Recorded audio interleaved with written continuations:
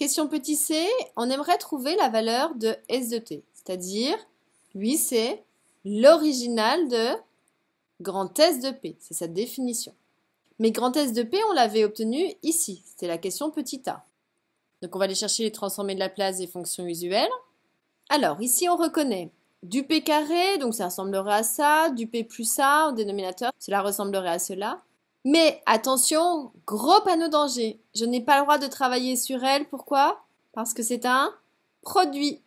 Je ne sais faire la transformée de Laplace que sur une somme ou une différence et surtout pas sur un produit. Cela veut dire que cette expression, elle est inexploitable. Donc il faut trouver une autre forme de S de P.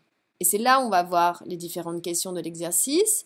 Et on voit qu'il y avait effectivement une question intermédiaire qui nous parlait d'une décomposition. Ici, on nous demandait de transformer justement 4 sur P carré facteur de P plus 2 en une somme. Et c'est là où ça va être intéressant puisque s'il y a une somme, maintenant je vais avoir le droit de faire quelque chose.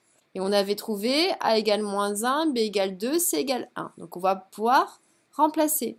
Égal, donc A, on avait dit que c'était moins 1, donc ça va faire moins 1 sur P, plus, donc B il valait 2.